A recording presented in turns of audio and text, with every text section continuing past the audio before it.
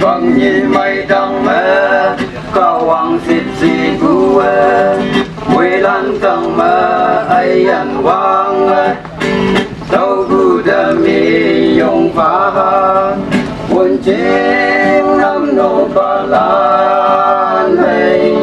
buồn vong trăm ba tòa lông nắng ấy anh hay tuy seo chính nơ mi yong phá cung ao lan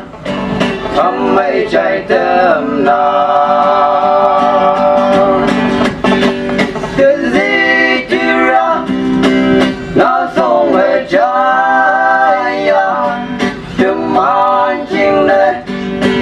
có hoàng xếp gì nong kỳ hôm phong mẹ chừng vui và chỉ phan chừng vui mây mây mai vô mơ sẽ mây bù ba mẹ tâm man vui nào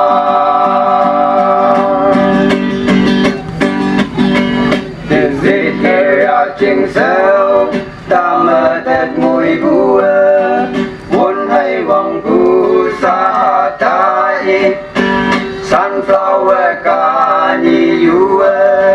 tăng xem lan đen kim nang kỳ dâu cây trong hết sâu vàng mẹ nhồi bù lan cây dâu ba tiền là cả làm chiều đây thấy bù mây xì phà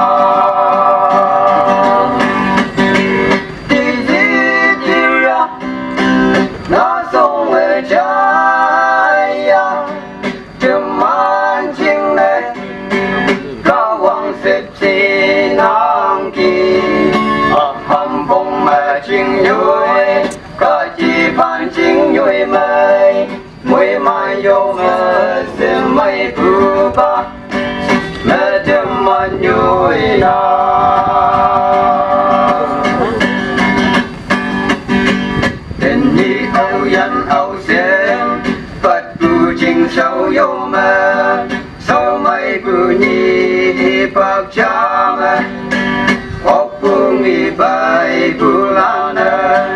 dùng quan ba xếp chi đá bì buồn lọc chim nè ấy dân có quăng giặc mơ ngô nàng vì mây mây dê chi bù cây mê chim mây mê vô ya thì gì thì ra nó sống ở trái chim man chim này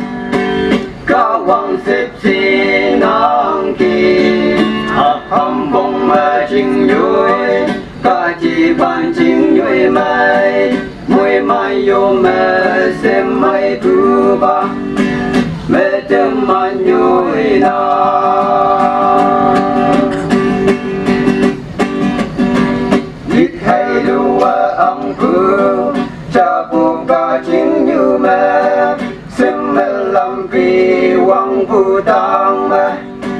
ya san si mai yêu ma nhơi chiêm bù băng như hoa lan nung man nhơi ngộ vang lăng miệt sâu mơ lý lăng trên đời bù riêng tu ma mình lạc mình về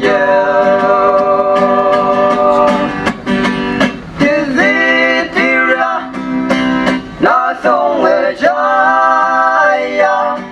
chừng man chừng này có hoàng xếp xì nang kỳ hầm bông mẹ chừng nhồi có chỉ phan chừng nhồi mây mùi mai vô mẹ xem mây bù ba mẹ chừng man nhồi nào